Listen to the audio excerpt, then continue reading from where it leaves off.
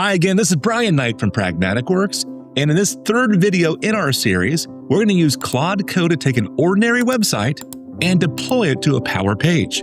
If you are not a pro developer, don't worry, this video is still for you. So let's begin. In our last video, we built a series of website where we were able to go through, see a list of services and track the request, see all the requests on a map, as well as have other types of things inside of here, like a little window to kind of authenticate in. Deploying this to Power Pages is our first step in making this a hosted provider, because right now, as you'll see, I'm on my local host right now. We're going to go back over to Visual Studio Code. And again, I'm kind of resetting everything here. I'm going to go ahead and hit this little icon in the top right, Claude Session.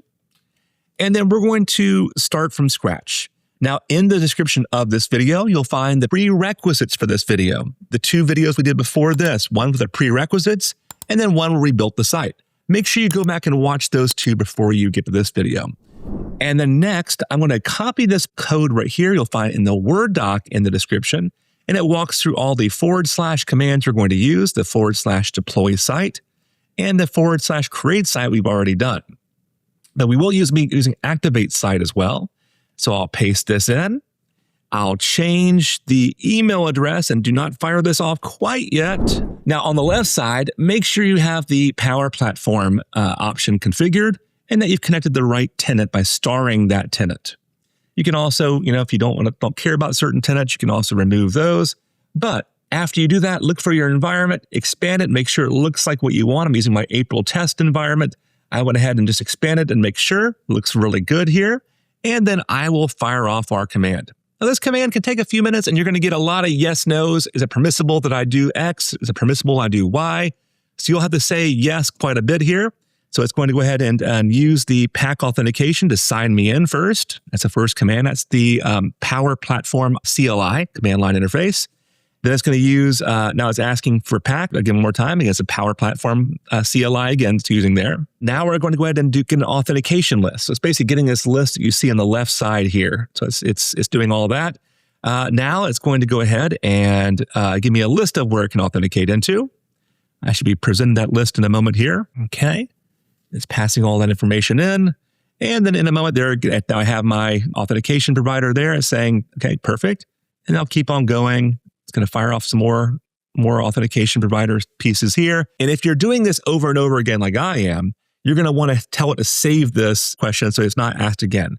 Now I'm going to go to some environments here, and there's plus 70 other environments. So this is great, but I want to go to the one we're seeing right here, which is the April test one. So I'll say deploy to the Brian April trial one. And I'm not going to do the emoji right now. Let's see if we can deduce it from that. You'll notice the current active site is the Brian active trial one. So it knows that I've actually activated this one, so we can recognize that. Now it's going to use the deploy site. And for some reason, it's getting an error here again. Let's do the model switch here and see what's going on. Oh, look at that. It's actually switching over now. So it's giving me a to-do list. There we go. I'll tell it to keep on going. Now, while it's doing this, you'll see it kind of go into this checklist on the right here. We also could have run this, not keep on hitting yes over and over again as it does this. I could also have hit new terminal, typed in Claude, there we go, and then did a / deploy site right here. And that would walk me through the same wizard there. Oftentimes, you can actually kick off a number of terminals all in parallel, one to deploy while you're making changes in another window, or you might be making authentication provider changes while you're doing something else. This allows you to kind of parallelize your work, because as you can see, even though it's going fairly fast here, it does take some time the first time. All right, now it's going to start making some edits now to the site. So this is going to be the edits that's going to be required to actually host it inside of a Power Page. Now it's authenticated in. It's going to start going to that. It's building the site again. Okay, I'm going to tell it to keep on going. It's got to edit a lot of pages here. There it goes. Now it's reading each of the pages, the header, the footer. All right, you see the code changes to make the old and the new. Old's in red, new's in green, of course. So give that a few seconds more. All right, so I'll tell it to keep on going again. And we're going to go ahead and fast forward. I'm going to hit yes, yes, yes a bunch of times here. Just note it's 8:29 right now my time.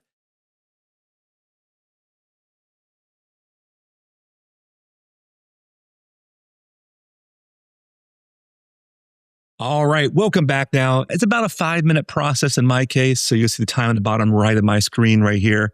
So one of the big pieces that it did that I want to make sure I call out here is it did have me allow for CSS files and JavaScript files to be uploaded for the purpose of this. Now, it doesn't mean our customers can upload CSS JavaScript files. It just means that we're able to upload it to the Power Page for the purpose of deployment. So once it did that, you'll see a few things that are now done now. If I go back over to our Power Page environment now, and I refresh this, notice I'm in the Brian April test environment. As I go through this, you'll see no site has been uploaded. Well, that means that it's actually an inactive site. So if I click on inactive site, we can see our 311 portal right here. Now we can activate it right here, or we can go over to the prompt and do it that way as well. So if I go over to my prompt, you'll see there literally is a activate site model here. This is up to you. It does take some time to run this. So I can say like, use / to activate your site, my site. You just upload it. Okay. I can do it this way, or I can literally hit the activate button on the other one. I'll go ahead and show this. I find it takes longer to run it this way than just hit the activate site button. Mainly because all these pop-ups here, and of each type, I have to acknowledge the type of that. You might also find it much easier to do this from a terminal window also. So again, it's going to give me this error that it did last time. Not sure why it's giving me this error here, but I'll say use the standard model. There it goes. Verify the prereqs. It's going to parameterize this. There it goes. It is going to confirm the activation actually successful, and then activate the site, of course, and then give me a summary at the end. So it doesn't feel like it should take long. Okay, well, it can't be already done. Okay, it's going to have me sign in real quick. So it should have opened up a browser somewhere here. Let me see if it did. I'm not seeing a browser here. I see what it's doing. So what it's doing here in this case is it's going to create an app registration in this case. So I could download that plugin right there, which give it an extra tool to play with. Or after installing, you can run that one plugin. This will open up a browser. So you know what I'm going to do? It looks like Azure CLI, Azure command line interface is not installed. This is not part of our core one. There it is, installing in the background. There we go. Okay, let's fire it off again. I'll accept it. Why this needs to be installed is it is going to create an app registration for this website. That's an Azure kind of function inside of Entra. If you don't have permission to do that, that is going to be an issue for whether you hit the button to deploy it or whether you do it this way instead. So no worries at all. It does take a few seconds to run this. Let me go ahead and tuck that away there. All right, it's a bigger install than Power Platform 1. Give that a few seconds. This piece it's trying to do for Azure is only required the first time you do the installation. You can see now, though, why I sometimes prefer to go and just hit the button the old-fashioned way. Please try again.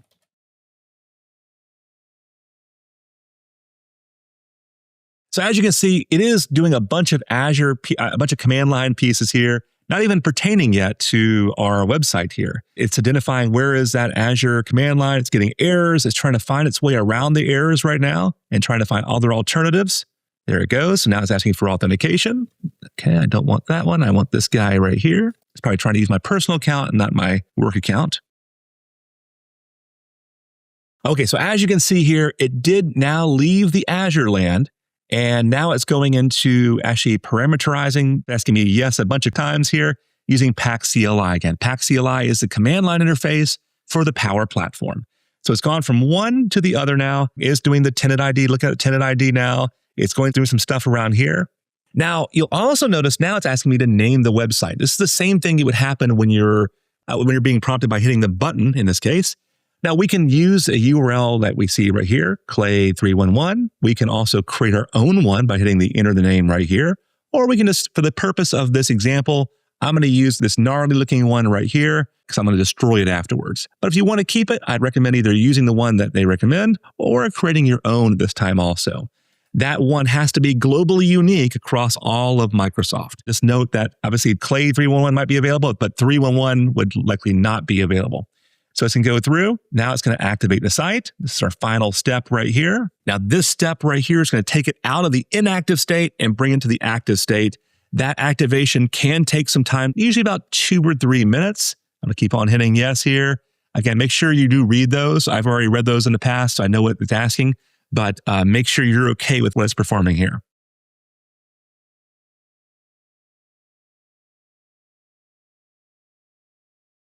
All right, our site has now been activated. So we'll let it do its thing in the background here. It's going to present me a summary in a few moments of everything it did It gave me a new site URL, which is this crazy looking URL right here. The environment correct. It says provision, so all looks well. And we could do a /test site and actually test to make sure the validation worked.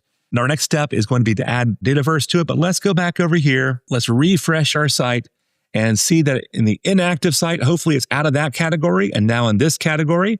Even though it says it is done, it might take it another 5 or 10 minutes maybe to finish up activating and go get the service unavailable right now, for example. So just a mental note, this error is scary at first that, oh crap, I just did all this work and it's not working. But just note, it's still spinning up. So if I go to edit the site right now, you'll see what it looks like, how different it looks in a standard Power page. First of all, when I open this up, our preview panel is not necessarily going to be there. Our pages goes away because there's no page. It's a single page application, nothing to actually edit. You have to edit this outside of this interface. Our styling is all gone because that's maintained elsewhere as well. And then we have things like our data, which does matter. And then we also have our setup and security. Right now, if I go to security, for example, and I go over to site visibility, we'll see this is a private site. I'm in development now. And if I want to add others, I can hit this little add others right here and hit share each time. They have to be local users for the purpose of this environment at least. This is a trial environment, but I could eventually activate this for the visibility here.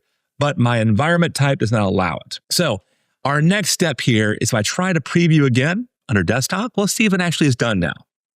Okay, again, it does take some time to deploy. It looks like it's spinning up a little differently now. And you may have saw in that window, it was clearing the cache and all that. When it clears the cache and kind of restarts the server, it can take some time to do this. So now this delay we're seeing right now is it's still booting up the server. Absolutely fine that it's taking this long. Your users will not experience this, though. They only will experience this once you do a deployment, and you might see a long delay at that point. Let's see. Okay, so let's kind of give it a few seconds. I'm going to go ahead and I'm going to do the equivalent of pushing the elevator button multiple times, and I'll tell it to go ahead and go there and just preview the site again. Let's see if it actually wakes up here. All right, the site is now online, and now it needs that Azure permission to go ahead and create the first time the consent and hit accept. This is the first time your admin will have to do this. You don't have rights to create an app registration. This is giving it rights to read things like Active Directory because this is a private site. It needs to read Active Directory to say, hey, do you have permissions to look at this site or not? That was because the site visibility we have right now here, if I had added other users, for example, it needs to be able to read Entra directory to determine that, yes, you are allowed. So right now it's working. You'll see it actually firing off the consent. This is actually adding the record inside of the app registration. We'll give it a few seconds, and now it's done. Hopefully now we're about to see a website. Give it a few seconds. Perfect. So we can see it looks like the same website we saw on a local host now, but now it's deployed to Microsoft. We can now send this over to our internal customers or even our external customers if you deploy this on a sandbox or a production environment. We can go through and simulate what does it look like in Spanish, what's it look like in English, go ahead and creating a login right now. You'll see it's still using fake information. So our next video is going to make the information you're seeing right here under knowledge base actual data. So we're going to create the tables. We're going to go and load those tables with some sample data. And then we're ultimately going to create a solution for this so we can go ahead and deploy this to production at a later time also. Hopefully you've gotten this example. You've done amazing. So this will work for any type of website though. We are now deployed over to Power Pages. Now let's do Dataverse. You'll find a description of that or link to that in the description of this video, as well as all the prompts we've been using today. Have a great day and please do subscribe to see future videos like this as well.